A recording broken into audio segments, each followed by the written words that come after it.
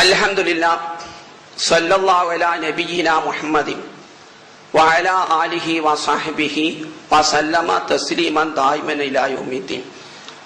അമ്മാ ബഅദു ഫത്തഖുല്ലാഹ് ഇബാദല്ലാഹ്.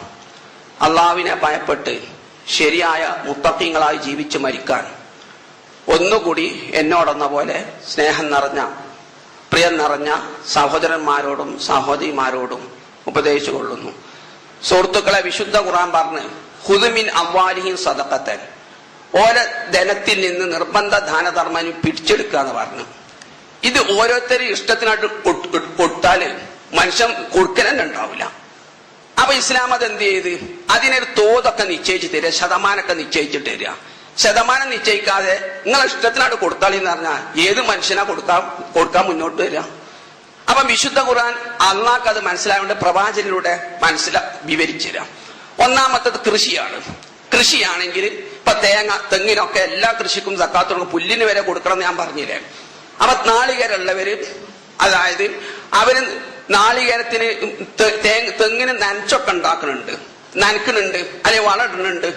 പിന്നെ മൊത്തത്തിൽ തേങ്ങ ഇടാൻ കേറാനും കേറുന്നവനും കൊടുക്കേണ്ടി വരുമല്ലോ. ഒന്ന് ഇന്നിപ്പോ തേങ്ങിന് തേവി നനക്കണില്ല എന്നൊക്കെ വെക്കുക, എന്നാലും തേങ്ങ ഇടാൻ വേണ്ടി കൂലി കൊടുക്കണം. അങ്ങനെ വരുമ്പോൾ നബിസാസം പറഞ്ഞ് 20-1 എന്ന് പറഞ്ഞാൽ നിങ്ങൾ 20 തേങ്ങ ഉണ്ടെങ്കിൽ ഒരു തേങ്ങ നീക്കി വെക്കുക സക്കാത്തിലേക്ക്.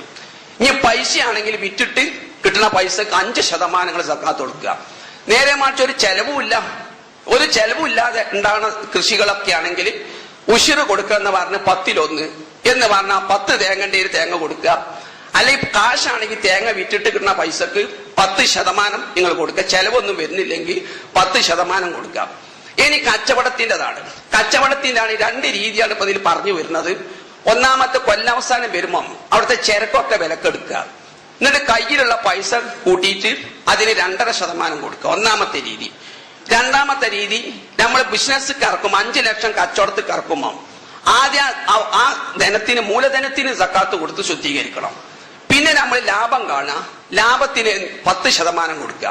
ഇതിൽ ഒന്നാമത്തെ രീതിക്ക് ഖുർആന്റെ സുന്നത്തിന് പിമ്പലല്ല. അത് ഖലീഫ ഉമറുവിന്റെ ഒരു അഭിപ്രായമാണ്. ഈ ചരക്കിന്റെ വില കൂട്ടിയിട്ട് 2.5% കൊടുക്കുക എന്നുള്ളത്. ഇബ്നു ഹസൻ പോലുള്ള പണ്ഡിതന്മാർ അൽ-മുഹല്ലിയിലൊക്കെ കർശനമായിട്ട് എതിർക്കുന്നുണ്ട്. രണ്ടാമത്തെ ശൈലിയാണ് ഏറ്റവും ശരിയായിട്ടുള്ളത്. അത് ഏകദേശം നബിചരി വന്നതുമാണ്, പിന്നെ പ്രായോഗിക ആയതുമാണ്. എന്ന് പറഞ്ഞാൽ ഇപ്പം പലചരക്ക് കച്ചവടക്കാരും സ്റ്റേഷനറി കച്ചവടക്കാർ, തുണി കച്ചവടക്കാരൊക്കെ, മരക്കച്ചവടക്കാര്, ഇവർക്കൊക്കെ കൊല്ലാവസാനം അവിടെ ചരക്ക് ഉണ്ടാവുമെന്ന് വിചാരിക്കുക. പക്ഷെ ഹോട്ടൽ കച്ചവടക്കാരൻ്റെ എന്താ സ്നേഹിതന്മാരെ കൊല്ലാവസാനം വരുമ്പോൾ ഉണ്ടാകുക ഒരു ഉണക്കപ്പൂട്ടുണ്ടാകും, കുറച്ച് ചപ്പാത്തിയും ഒരു പൊറാട്ടയൊക്കെ ഉണ്ടായി വരും. അപ്പൊ അത് പ്രായോഗികമാവില്ല. അതേമാതിരി മത്സ്യ കച്ചവടക്കാര്, ഒഴുക്കൊക്കെ എന്ത് ലാഭം അറിയോ? കൊല്ലാവസാനം വരുമ്പോൾ മത്സ്യം സ്റ്റോക്ക് ഇത് എടുക്കുക എന്ന് പറഞ്ഞാൽ എന്ത് മത്സ്യം അവിടെ ഉണ്ടാകുക? പിന്നെ പഴം, പച്ചക്കറിയൊക്കെ ഇതാക്കണമല്ലോ. അപ്പൊ ഏറ്റവും ശരിയായ രീതി, നിങ്ങൾ ബിസിനസ് ഇറക്കുമ്പം ആ ഇറക്കണ സംഖ്യക്ക് നിങ്ങൾ സക്കാത്ത് കൊടുത്ത് ശുദ്ധീകരിക്കുക.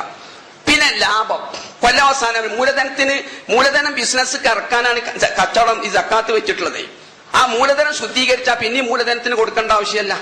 പിന്നെ നിങ്ങൾ ലാഭം കണ്ടിട്ട് ആ ലാഭത്തിന് 10% കൊടുക്കുക.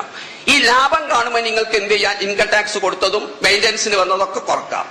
എല്ലാം കുറച്ചിട്ട് 10%. ഇനി അതൊന്നും കുറക്കണില്ലെങ്കിൽ, കുറക്കുകയാണെങ്കിൽ എല്ലാം കുറച്ച് വെറും ലാഭം കാണുകയാണെങ്കിൽ മാത്രം കുറക്കണില്ലെങ്കിൽ, ഒന്നും കുറക്കണില്ലെങ്കിൽ 5% കൊടുത്താൽ മതി. അതേ സമയത്ത് ഇങ്ങനെ ഇതൊക്കെ കഴിച്ചിട്ട് ലാഭം, ആ ലാഭത്തിന് 10% കൊടുക്കുക. മൂലധനത്തിന് വേണമെങ്കിൽ ഇൻകം ടാക്സ് കുറക്കാം, അല്ല സക്കാത്ത് നീക്കി വെച്ചിന് ഇൻകം ടാക്സ് കുറക്കാൻ പറ്റൂല. കാരണം ഇൻകം ടാക്സ് എന്ന് പറഞ്ഞാൽ പലതിനുമാണ്. ഖുർആൻ പറഞ്ഞ വകുപ്പിക്കല്ല, ഞങ്ങൾ ഓതി കൽപ്പിച്ച ആയത്തെ പറഞ്ഞ വകുപ്പിക്കല്ല ഉപയോഗിക്കുന്നത്. പിന്നെ ഇസ്ലാമിക ഭരണഘടന ഞാൻ പറഞ്ഞ നികുതിയൊക്കെ വേറെ തന്നെ വാങ്ങുന്നതാണല്ലോ. സക്കാത്തിന് ആരാധനയാണ്. അവ ഇൻകം ടാക്സ് കൊടുത്ത് കഴിച്ചിലാകല്ല, നേരെ മറിച്ച് നെറ്റ് ലാഭം ആവുമ്പം ഇൻകം ടാക്സ് ഒക്കെ കുറച്ചിട്ട് നിങ്ങൾ കിട്ടുന്ന ആ ശുദ്ധ ലാഭത്തിലാകുക. അതേമാതിരി വാടകയാണെങ്കിൽ 2.5% കൊടുക്കുകയാണെങ്കിൽ ബിൽഡിങ്ങിന്റെ ഒന്നും കൂടി കൂട്ടണം. ബിൽഡിങ്ങിന് കൂട്ടുന്നില്ലെങ്കിൽ വാടകന്റെ ശരിയായത് ഇബിനു തൈമിയൊക്കെ പറഞ്ഞിട്ടുള്ളത്, വാടകന്റത് നിങ്ങൾ അത് ലാഭം മാത്രം കാണാം. വാടക കിട്ടിയ ലാഭം, മെയിൻ്റനൻസ് ഒക്കെ ഒഴിവാക്കുക. വീട്ടിലത്തെ ചെലവ് കുറക്കാൻ പാടില്ല കേട്ടോ. എന്നിട്ട് ലാഭത്തിന് 10% കൊടുക്കുക. ബിൽഡിങ്ങിന്റെ കൂട്ടണ്ട, നേരെ മറിച്ച് 2.5% കൊടുത്ത് കഴിച്ചിലാകണമെങ്കിൽ 2.5% കൊടുക്കുക. ബിൽഡിങ്ങിന് 10 ലക്ഷത്തിന്റെ 1 കോടിന്റെ ബിൽഡിംഗ് ആണെങ്കിൽ അതും കൂട്ടേണ്ടി വരും. നേരെ മറിച്ച് അത് കൂട്ടാതിരിക്കും ചെയ്യാൻ 2.5% കൊടുക്കുക. അതില്ല, ഇത് ബിൽഡിങ്ങിൻ്റെത് പരിഗണിക്കാതിരിക്കുകയാണെങ്കിൽ 10ഓ 5ഓ ഇതാക്കേണ്ടത്. ആകെ വാടകങ്ങൾ പരിഗണിക്കുകയാണെങ്കിൽ 5 കൊടുത്താൽ മതി. നേരെ മറിച്ച് ചെലവൊക്കെ വന്നതൊക്കെ നിങ്ങൾ കുറക്കുകയാണെങ്കിൽ, വീട്ടിലത്തെ ചെലവ് ഒഴിക്കുക, അതുമായി ബന്ധപ്പെട്ട ചെലവ് കൊടുക്കുകയാണെങ്കിൽ 10% കൊടുക്കുക. പിന്നെ ശമ്പളക്കാരാണെങ്കിൽ അവരൊക്കെ മാസം കൊടുക്കലാണ് ഏറ്റവും നല്ലത്. ഇബ്നു അബ്ബാസും അബ്ദുല്ലാഹ് ഇബ്നു മസൂദ് ഒക്കെ പറഞ്ഞത് ഈ ആർജിത ധനാവുമ്പം മാസം കിട്ടുമ്പോൾ തന്നെ കൊടുക്കണം എന്നാ. അപ്പൊ ശമ്പളക്കാർക്ക് മാസം കൊടുക്കാൻ സാധ്യമല്ലെങ്കിൽ ഇപ്പൊ 10,000 റുപ്യ ശമ്പളം ഉണ്ടെന്ന് വിചാരിക്കാം. എന്നാ കൊല്ലവസാനം 12-ന് 10,000 കൊണ്ട് ഗുണിച്ചിട്ട് കൊടുക്കണം. നേരെ മറിച്ച് എന്റെ വീട്ടിലത്തെ ചെലവ് വെച്ചിട്ട് പോരാ, മാസം കൊടുക്കുകയാണെങ്കിൽ ബുദ്ധിമുട്ടില്ല. ഇനി മാസം കൊടുത്തില്ലെങ്കിൽ ഈ 10,000-നെ 12 കൊണ്ട് ഗുണിച്ചിട്ട് എത്ര ഉണ്ടാവുമോ ആ മാസം, ഒരു മാസത്തിൽ ആകെ ഓൻ വാങ്ങിയ ശമ്പളം ഉണ്ടല്ലോ, ആ ശമ്പളത്തിന് 10% കൊടുക്കുക.